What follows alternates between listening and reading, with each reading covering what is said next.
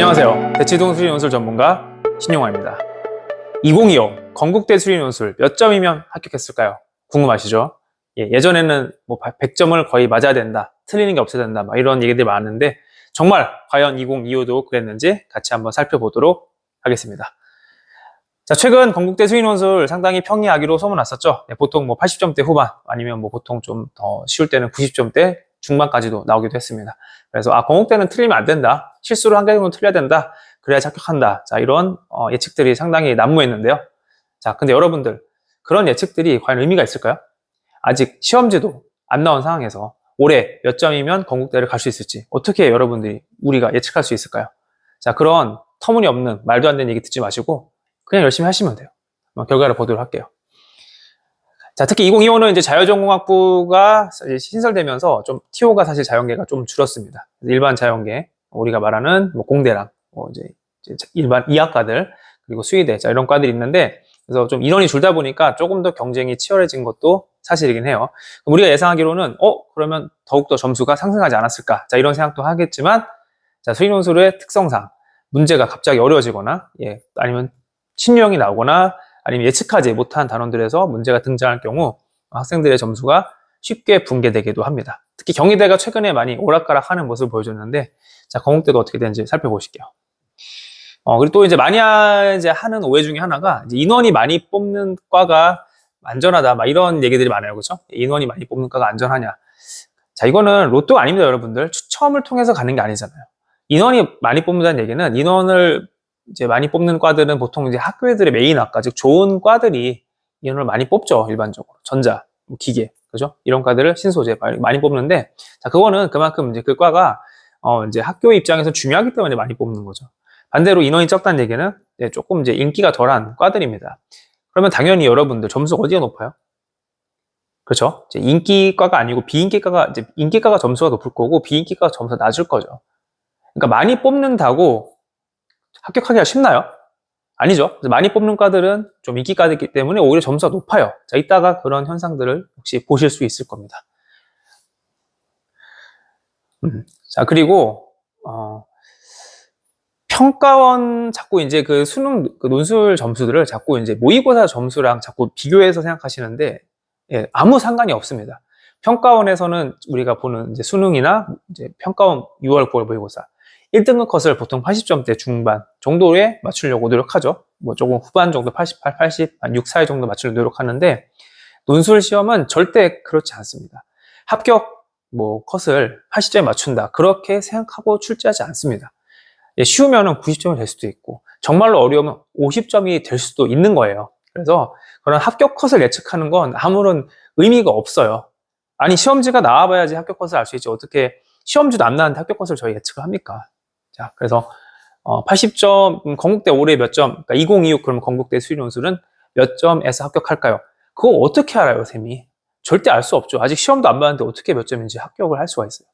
그런 질문들 학부모님들, 학생들 정말 많이 물어보는데 모릅니다. 절대 알 수 없어요. 그건 시험이 나와봐야지, 그 시험지를 보고 분석해봐야지 아는 거지, 원서 접수도 안 했고 심지어 시험도 보기 전인데 무슨 합격 컷을 예측을 합니까?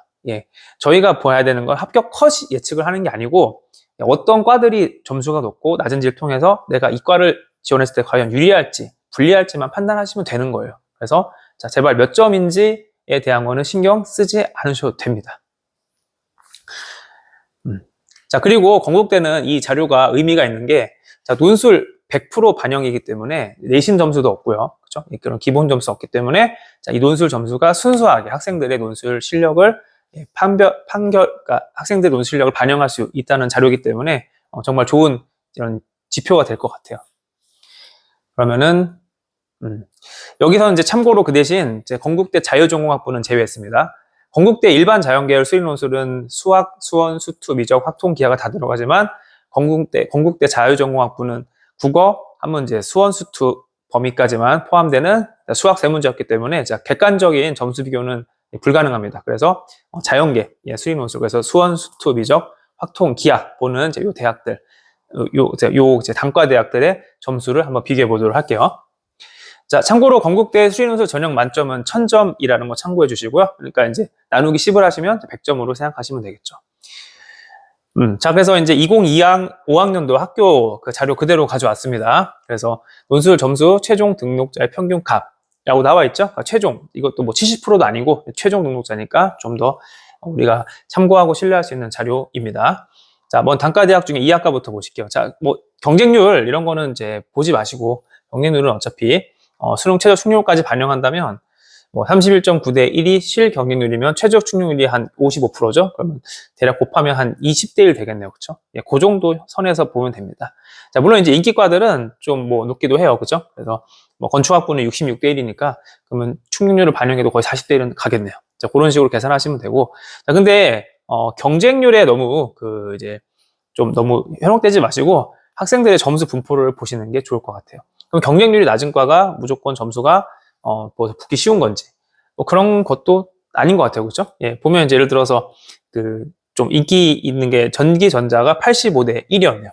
지원 경쟁률이. 그러면 수능 최저 충족률이 70%면은 경쟁률이 무려 60대 1에 육박함에도 불구하고, 자, 오히려 평균 점수는, 자, 그런 낮은 과들, 669점이네요. 그죠? 높은 게, 오히려 이제 기계 로봇 자동차보다도, 점수가 더 낮네요. 그죠? 예, 뭐 그런 현상들이 있기 때문에, 물론 이제 경쟁률이 높을수록 좀 더 잘하는 과는 맞습니다만, 예, 무조건 더, 높다. 이렇게 볼 수는 없고요. 자, 어쨌든, 자, 논술 평균 점수 보실게요. 수학과는 600점 정도. 물리학과는 1000점 만점에 550점이니까 사실은 물리학과는 뭐야 이거 반타작해도 같다는 얘기네요. 그쵸?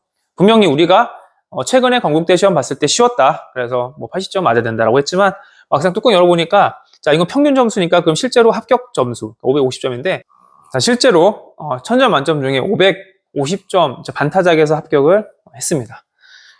화학과 620점 정도, 이과대학 자유전공학부 580점. 그리고 건축이 590 정도, 사회환경이 역시 590, 기계로봇이 700 정도 높았네요. 그렇죠? 작년에 기계로봇이 단과대 전체 2등 했습니다. 전기전자가 669, 확실히 좀 인기가 높네요. 자, 화공도 643, 컴공 644. 전통적으로 컴공이 상당히 강세였는데 올 컴공보다 오히려 기계나 전자가 조금 더 높았네요. 그 다음에 재료공학과도 상당히 높았습니다. 오히려 재료공학과가 컴공보다 더 높았어요. 그래서 이렇게 엎치락뒤치락 하기도 하네요. 보통 컴공이 좀 압도적으로 높지 않냐라고 생각했지만 그렇지 않았고, 나머지 또 한번 참고해 보시고요. 그 다음에 이제 융합과학 기술을 보시면 이쪽은 점수가 다 똑같은 시험이었거든요. 작년에 건국대가 이제 2025에서 딱 오전 시험 한 타임만 봤기 때문에 다 같은 시험을 봤어요. 이전에는 2024에는 오전, 오후 나눠서 봤기 때문에 시험 난이도가 달라서 점수를 일괄 비교하기 어렵다면 2025에서는 모든 과가 똑같은 시험을 봤기 때문에 지금 지표는 상당히 좀 객관적인 지표라고 볼 수 있습니다. 그러면 지금 융합과학기술원 지금 생명과학대학은 전부 다 50점대에서 합격했다는 얘기는 실제 커트라인으로 들어간 친구들을 고려한다면 반타작에서 무조건 합격했다 이렇게 예측이 가능하잖아요. 그러면 와, 건국대가 50점대에서 합격이 가능하다고 그 누가 예상을 했을까요? 작년에 그런 거 맞춘 사람이 있나요? 시험도 보기 전에 건국대가 50점대에서 합격을 할 수 있다라고 예측을 한 사람이 정말 있어요? 예, 그럼 좀 소개해 주세요. 저도 가서 물어보게. 없잖아요. 그쵸? 왜 그런 말을 믿어요? 몇 점이면 합격하냐고 왜 믿어요? 그걸 지금 시험지가 나오지도 않은 상황에서. 그런 거는 신경 끄세요, 그냥. 그리고 공부를 열심히 해야지. 그런 거 왜 찾아보고 있어요? 몇 점이면 합격하는지. 그럼 거기 맞춰서 공부할 거예요? 그럼 건국대가 올해 70점이면 합격하니까 70점 맞게만 딱 쓰고 나올 겁니까? 아니죠? 그렇죠? 무조건 최선을 다하고 나오면 되고, 시험이 어려우면 어려운 대로 최선을 다하고 나오면 됩니다. 수의예과를 보도록 하겠습니다. 자, 수의예과를 보면은 272.5대 1, 어마어마하죠. 수능 채용 충족률이 50%니까 그럼 실 경쟁률은 한 136대 1 정도로 이제 보이네요. 어마어마하죠, 그렇죠? 예, 136대 1 말이 뭐 그렇지. 그럼 여러분도 어떤 생각이 드세요? 136대 1? 와, 그러면 논술로 이걸 뚫으려면 무조건 100점을 맞아야겠다 이런 생각이 들죠. 그죠? 야, 설마 1대 136인데 130 그러니까 교실에 136명이 앉아 있어요. 시험을 봐요. 그 중에 만점은 몇 명 나오겠네, 무조건. 그쵸? 예, 지금 6명 뽑는데, 야, 이거 어마어마하게 왔네요. 그쵸? 6명 뽑는데, 136대 1이면은, 곱해본 거의 1000명에 가까운, 1000명은 좀 안 되긴 하는데, 거의 800명 정도 학생들이 와서 시험 봤으면, 그중 6명 정도는 100점 있지 않을까요? 아니죠? 그렇죠. 평균 점수가 780, 한 80점이 좀 안 돼요. 예전에 건국대를 수의대를 논술로 간다 그러면 사실상 거의 100점이었어야 돼요. 왜? 문제가 어렵지 않았거든요. 건국대 수의대를 가는 학생들이 수학의 신이라서 100점이 나온 게 아니고 건국대 문제가 그동안 난이도가 높지 않아서 물론 이제 건국대 수의대를 가는 학생들 잘하는 학생들이 맞습니다. 잘하는 학생들이 맞지만 그 학생들이 수학의 신이어서 100점이 맞은 게 아니고 건국대 난이도가 평이해서 100점이 나왔던 거예요. 자, 건국대 시험의 문제 난이도가 예년에 비해 확실히 어려워지다 보니까 수의대조차 80점이 붕괴됐어요. 평균 점수가. 그리고 심지어 수학교육과나 아까 이제 기계로봇공학과를 보시면 이제 100점으로 봤을 때는 10점 안팎의 차이밖에 나지 않습니다. 그럼 소문항 하나 정도인데, 그죠? 소문항 하나를 더 맞추면 아마 제 생각에는 그 단과 기계에서 1등한 친구, 수학교육과, 수학과는 1등한 친구가 건국대 수의대 평균보다 높을 거예요. 제가 봤을 때는요. 얘가 그런 친구들도 삼합사가 됐으면 수의대를 갈 수 있다는 거죠. 그러니까 쌤이 드리고 싶은 말씀은 경쟁률에 기죽지 마시고 수학의 신들이 보는 시험이 절대 아닙니다. 그냥 평범한 친구들이 보는 거예요. 물론 그중에 조금 더 잘하는 친구도 있겠죠. 그러니까 너무 겁먹지 마시고 도전해보세요. 수의대 물론 어마어마하죠. 하지만 분명히 저는 누구나 할 수 있다고 생각합니다. 물론 여기서 누구나 정말 누구나가 아니고 열심히 노력하고 준비하고 그날의 운이 따라준다면 수의대도 합격할 수 있어요. 충분히 삼합사 맞추면 여러분들. 그러니까 주위에서 하는 말들에 너무 귀 기울이지 말고 논술은 다 떨어져 써봐요. 어차피 너랑은 상관없는 일이야. 자, 이런 말들에 휘둘리지 마세요. 나머지 과들은 반타작교도 합격했잖아요. 여러분들 반타작도 못해요? 그동안 힘들게 노력해왔잖아요. 앞으로 조금만 더 힘내서 하면 되는데 반타작 못해요? 할 수 있죠. 건국대 여러분들 가고 싶은 대학 맞잖아요. 건국대 가고 싶어서 이 영상 보는 거잖아요. 충분히 할 수 있습니다. 왜 그렇게 걱정만 하고 공부는 안 하고, 그죠? 두려움에 떨고 있죠. 그러면서 결국엔 지원할 거잖아요. 공부하세요. 반타작만 맞겠다고 그런 마음으로 공부하면 건국대 충분히 갈 수 있습니다. 자, 그래서 내림차순으로 정리해봤어요. 작년에 수의대가 이제 785점, 기계 로봇 자동차 707점. 자, 1000점 만점이기 때문에 100점으로 환산한다면 사실상 10점 안팎에서 전부 차이가 나고 있습니다. 전기전자 669, 재료공학, 공과대학 자율전공학부. 컴공이 사실 상당히 높은 요즘 인기과였는데 무조건 1등 한다. 그렇지 않죠. 엎치락 뒤치락 하고요. 화공, 생물공학과 이렇게 내려옵니다.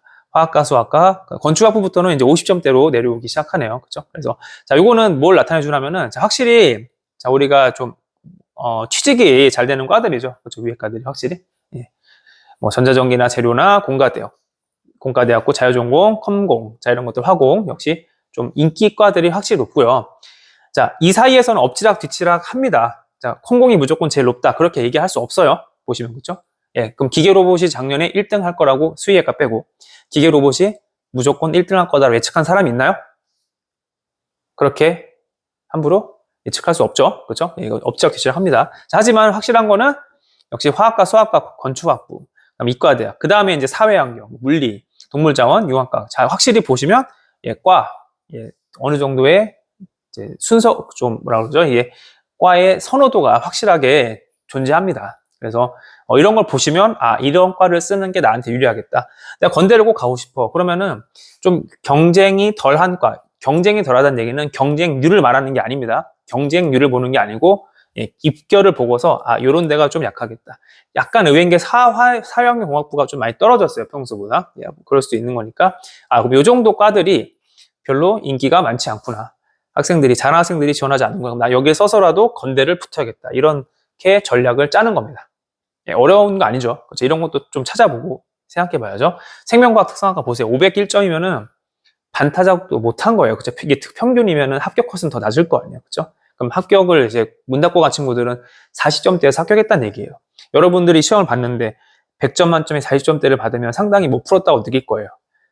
시험 보고 왔는데 이거 내가 붙을 수 있을까라는 느낌을 받았는데 붙었다는 거죠. 그러니까 포기하지 말고 끝까지 한 줄이라도 더 쓰고 나오는 게 바로 논술 시험입니다. 자, 그래서 예전 수의학과는 거의 100점을 맞아 합격했는데 2025에서는 80점에서 합격했죠. 나는 100점을 못 맞을 것 같아. 그래서 망했어. 포기해야지. 라고 한 학생들은 떨어졌을 거고 내가 80점밖에 못 풀었는데도 그래, 혹시 모르니까 최선을 다해보자 라고 했던 친구들은 수의대를 붙었을 겁니다. 그러니까 결과를 미리 예측하지 마세요. 여러분들이 어떻게 결과를 알아요? 시험을 보지도 않았는데.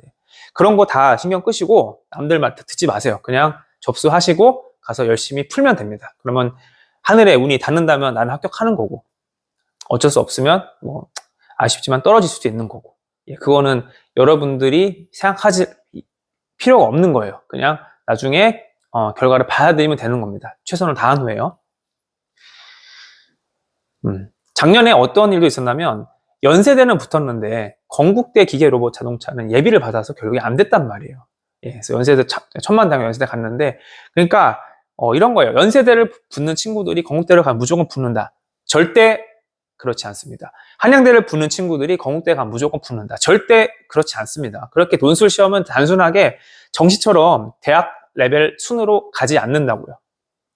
그날 가서 잘 푸는 학생이 붙는 겁니다. 한양대를 붙은 학생이 모든 수학 문제를 잘 푸나요? 절대 그렇지 않습니다. 연세대를 붙은 학생이 모든 수학 문제를 잘 푸나요? 절대 그렇지 않습니다. 그날 자기가 준비해왔던 내용들이 잘 나와서 고맙게도 운이 닿아서 붙는 경우들이 많아요. 그러니까 하고 싶은 말은 수학의 신들이 보는 시험이 아니라고 설명을 드리고 있는 거예요. 자꾸 수능 100분이 99가 나와야 된다. 수학을 100점 맞아야지 수능 논술 할 수 있다. 누가 도대체 그런 소리 하는 거죠? 그거 다 논술 안 하는 사람들이 하는 얘기잖아요. 그렇죠? 논술을 잘 모르는 사람들, 특히 수능만 하는 그런 뭐 정시 쪽에만 하는 선생님들 특히 많이 그런 말씀 많이들 하시더라고요. 수능 수학만 하시는 분들, 논술 문제 풀어보지도 않고 잘 모르시면서 무조건 뭐 수능 수학이 잘 나와야지 간다. 이거 전부 다 거짓말이에요. 아니죠. 그렇죠? 그렇게 따지면 뭐 다 딱 레벨 순으로 가겠죠. 절대 그렇지 않습니다. 그래서 논술은 시험 문제가 작아요. 수능처럼 깔아주는 문제 없어요. 30문제가 다 골고루 뭐 어렵게 나오는 것도 아니고, 뭐 쉽고 중간 어렵게 나오는 것도 아니고, 어려울 때는 굉장히 어려울 수도 있고 쉬울 때는 굉장히 쉬울 수도 있어요. 그러니까 쌤이 정말 강조하고 싶은 거는 수학의 신이 되지 않아도 돼요. 아까 수학의 신들이에요? 그러면 다 100점이죠. 그러면 무조건 합격하는 애들은. 아니잖아요. 평범한 학생들인데 조금 더 노력했을 뿐입니다. 그리고 그날 자기가 좀 더 잘 푸는 것 뿐이에요. 그러니까 자기가 수능 1등급 나온다고 해서 건대 쓰면 붙어요? 절대 그렇지 않아요. 논술 준비하지도 않고 가서 붙는다 꿈꾸도 꾸지 마세요. 절대 그런 시험 아닙니다. 수능 수학이 어느 정도의 지표는 되지만 수능 수학 1등급이 모든 걸 보장해 주지 않는 시험이에요. 다시 말씀드리면 겸손하게 생각하시고 최선을 다하시면 그뿐입니다. 시험장에 가서. 그리고 이런 오해도 많이 있죠. 수학과는 수학을 엄청 잘하는 학생들이 지원하기 때문에 압도적으로 합격 점수 높으니까 쓰지 마라. 안 그랬어요. 21개 학과 중 겨우 12등밖에 못했어요. 그러니까 오히려 이런 것 같아요. 너무 이제 겁을 주다 보니까 다 피한 거죠. 그러다 보니까 오히려 소신을 가지고 지원한 친구들이 합격을 했을 거예요. 그렇죠? 다시 볼까요? 수학과가 600점밖에 안 되네요. 100점 만점, 1000점 만점 중에. 그러면 기계 로봇이랑 지금 거의 10점 차이 나네요. 그렇죠? 100점으로 봤을 때 60, 기계 로봇 70이니까. 그러면 소문은 하나를 더 못 푸는 거예요. 그러면 수학과를 붙은 친구들이 엄청 잘했다라고 볼 수 없는 거거든요. 그렇죠? 물론 이제 수학교육과가 수학과를 누른 건 좀 의외이긴 한데, 그거는 예측할 수 없습니다. 제발 그런 예측하지 마시고, 웬만하면 소신 지원하세요. 큰 틀만 보시고. 제발 좀 물어보지 마세요. 쌤한테 몇 점 맞아 합격하는지. 저도 몰라요. 알 수가 없어요. 쌤도.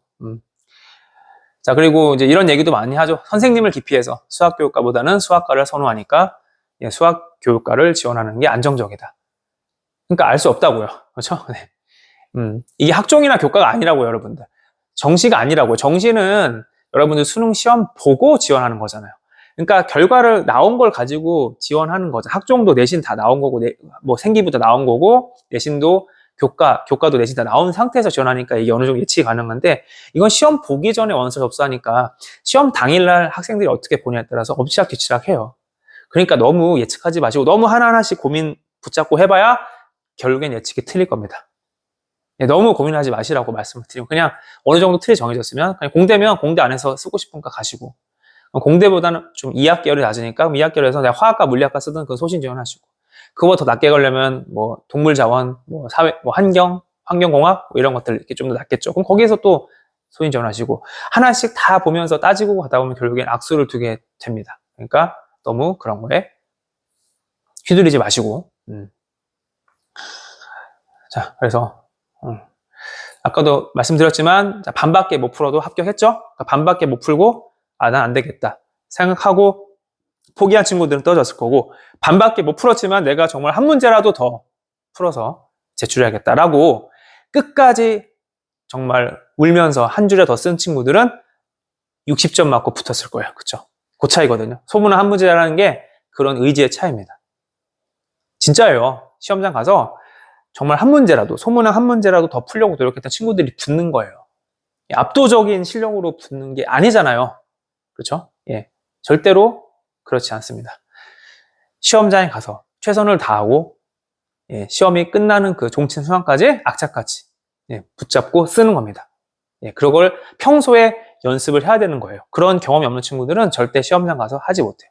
그러니까 쌤과 함께 연습을 해야 되는 겁니다. 그렇게 쌓아온 경험들이 분명히 나중에 도움이 될 거예요. 자, 그래서 아까 뭐 말씀드린 거고, 이제 정시처럼 모의지원과 같은 예측 자료도 없죠. 논술은 결과가 나오기 전에 이미 접수하고 시험 보러 가는 겁니다. 그러니까 예측하지 마시라고 말씀드리는 거예요. 그래서 이제 항상 시험이 끝나고 나면 사후 예측가들이 등장하죠. 사후 예측. 그러니까 예측이 아니고 이미 나온 결과 보고서 내가 거봐 이러지 않았냐. 내가 올해 건국대 시험 어려울 거라고 예측하지 않았냐. 그래서 평균이 내려갔다. 무슨 말도 안 되는, 누가 그런 예측을 했습니까? 그런 사후 예측 전문가들이 너무너무 많아요. 그렇죠? 이 세상에는요. 자기 말이 맞았다. 원래 나는 그럴 줄 알았다. 그런 얘기 다 때려치고 그런 사람들 말 믿지 마세요. 절대 믿지 마세요. 사후 예측 전문가들은 가라 그러세요. 그런 거 현혹되지 마시고 여러분들 공부를 하세요.